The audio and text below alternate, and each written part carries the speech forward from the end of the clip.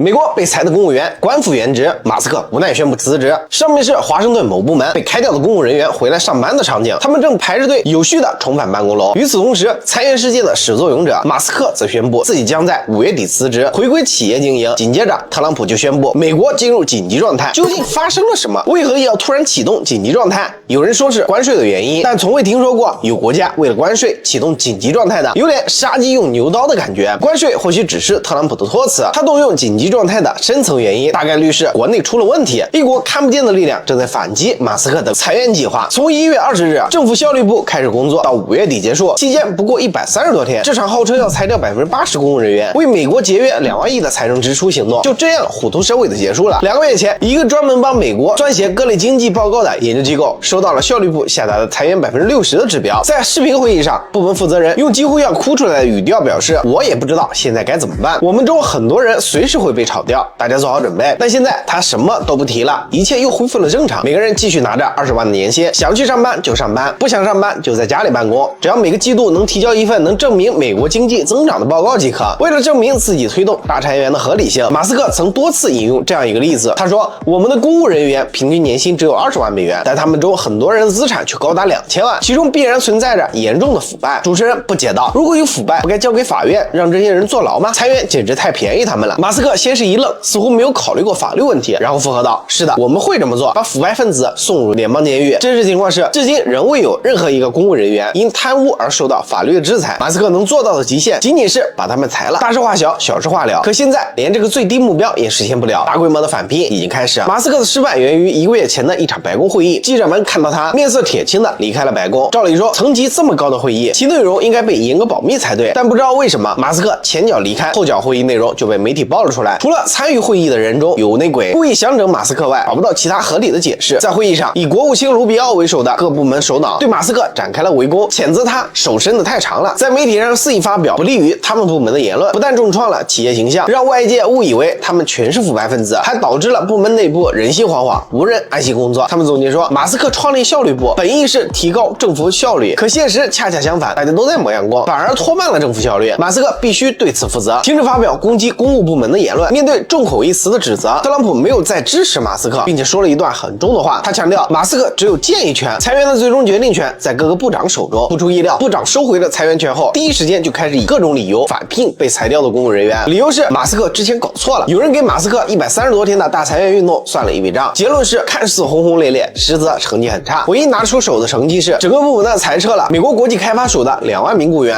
節省了500億美元的開支，剩下的全是小打小鬧。財政部裁幾千，政保部撤掉某個辦公室，最貪的國防部更是一個沒裁，宣稱至少為聯邦政府節省1萬億的目標，最多完成了2000億。更令人感到絕望的是，即使全部門被裁的國際開發署仍保留了10幾名骨幹，被轉移到了盧比奧的麾下。外界預計等風頭過了，盧比奧就會換塊牌子，讓國際開發署重新營業，可能叫國際部或者是對外聯絡處，反正換湯不換藥。屆時留下的10幾名骨幹大手一揮，2萬名老部下又會捲土重來。前幾天馬斯克說自己非常愛美國，死也要死在美國，否則犯不着與全體美國公務員為敵。但似乎有一股無形的力量在阻止他做正確的事，這股力量大到連特朗普都管不了。究竟是什麼呢？深層政府、猶太集團、華盛頓泥潭、華爾街寡頭，沒人說得清楚。這段時間，特朗普的股價已經跌去了1/3，馬斯克個人財富損失幾千億，全球還掀起了抵制特斯拉的風潮。美國加州銷量下跌31%，歐洲43%，甚至在東大也減少了29%。針對特斯拉的暴力事件也增多，剛開始是破壞充電樁，後來發展到燒車，現在是持槍掃射4S店。馬斯克譴責這些行為是恐怖主義，但是截止到目前，沒有任何一名恐怖分子被捕。美國警方在執法時似乎会患上了選擇性失明，別忘了，他們也是美國公務員體系中的一員。等到馬斯克宣布辭職，特斯拉股價立刻大漲了5%，還不能說明問題嗎？100多年前的大慶，年輕的光緒皇帝在一群激進的年輕人的簇擁下，在103天的時間內下達了184道诏令，試圖在極短時間內扭轉清朝的危局。結果六君子被拖到菜市口問斩，康有为、梁启超流亡海外，死的死，逃的逃，大清失去了一次自救的機會。100多年後的今天，馬斯克想在130天的時間內裁掉美國80%的公務員，特朗普每天下達10幾條行政命令，也是希望扭轉美國的敗局。可惜美國的老佛爺也不答應。未來歷史或許會記載，西元2025年5月，特朗普與馬斯克發起的百日維新終於失敗收場。